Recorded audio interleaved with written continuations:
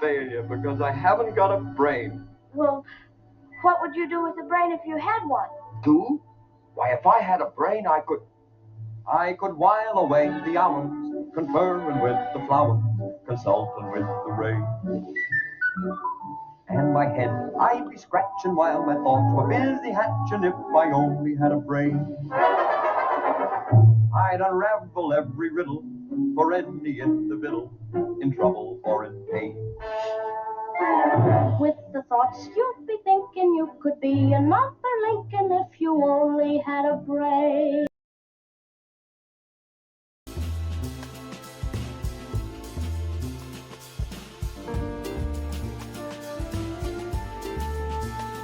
Okay, hi. I want to talk to you about my experience of academic education. Many moons ago, I went to university. I studied, it was called at the time Contemporary European Studies. It was at the worst time for studying that subject, between 1988 and 1992, during which time virtually all the theories which we were told at that university became redundant. The Europe fragmented, or sort of, the communist states sort of gave up being communists, and Germany was reunited. We had the introduction of the single common market, single market. A whole heap of stuff was happening during that period of time, and it was happening so fast and so furious that the academic books couldn't really keep up with the theories that they had. And a classic example of that was in 1989, 1989, I bought a book on East Germany.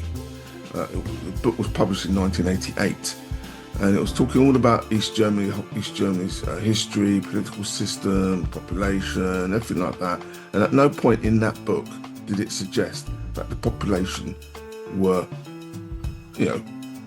dissatisfied with the current system. At no point in that book. Had I have argued in an essay in 1988 that most of East Germans would like to become a member of the West, I would have been shot down in flames. But as it was, that book was carried out and published. Now, problems I had when I was doing my course. So my course was a combination of economics, politics, history, and a foreign language. I, for my sins, chose German, which was a bit of a waste of time because most Germans want to speak English. It was a fight. It was a battle when I went to German university to try and speak English to German people. They just didn't want it. They just wanted to practice their English on you. But the things what I didn't like when I was at university was that there was a very strong socialist bent in regards to how you wrote your economics, politics, or history essays. And that always seemed to have to come from a Marxist perspective. And when I say it seemed to have come, it was as though if you wanted to get good grades, you had to write an essay in that vein. You had to sort of write an essay in that vein or some type of reference to a Marxist context. And that was as far back as then. And it really peeved me off because I wasn't really interested in Marx. I wasn't really interested in Adam Smith even. I just wanted to get an overall view on things. And it was clear that anyone who wrote essays in that way, you'd get a very good, strong mark. And the motivation, especially, I've joined as a mature student, but people who are young and impressionable, all they want to do is to get a good grade. So they will fall into that line and read all that sort of Marxist ideology. There were times when they were having debates and I decided that I was going to go along. I used to say things contrary to what they were saying, and they looked at me absolutely like bedazzled as to what I was saying, because they were looking at me, looking at my colour, and assuming that I had to think in a certain way. And that is the problem with a lot of these people at the university and the students at the university. They are just as prejudiced, just as racist as the people they claim they are against. It's called projection. So I didn't like it. I'm an ex-military guy. When I was in the army, everyone wore the same uniform. Everyone had to wear the same uniform. There were no exceptions, not like a bit there is now, for example. But how people stood out, if you like, was by their personality. Yeah, their personality is what made them stand out. Their views, opinions, and character. Whereas at university, what I noticed was that you could wear whatever you wanted at university. Everyone came in different types of attire as such, but everyone seemed to have a uniform sort of state of mind. Really, really didn't like it at all. I remember in the politics seminar writing that terrorism was a form of interest group activity, and I was shot down in flames saying that is not the case. You know, interest groups are people who try to affect policy outside of the democratic process, so to speak. And this was just before the Good Friday agreements, yeah, and Sinn Féin becoming a political party, yeah. And I was told that, you know, that wasn't the case.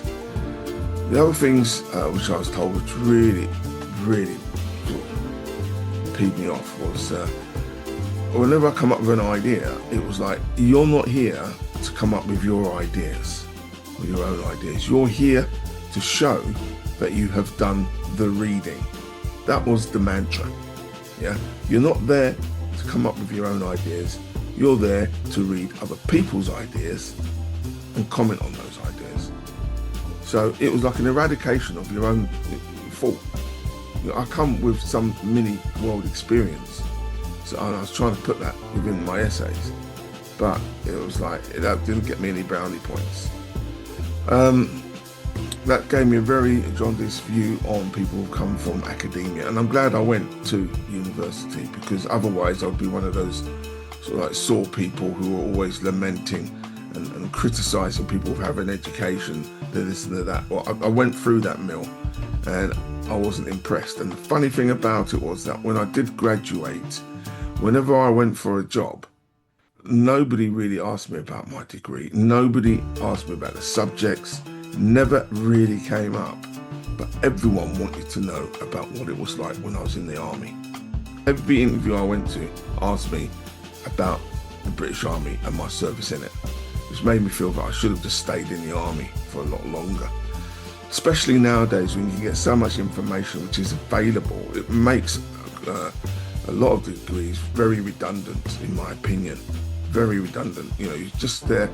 You know, one of the best things I did do in education was a course. It was an access course. It's by a lady called Mary Remington, and she was really great. She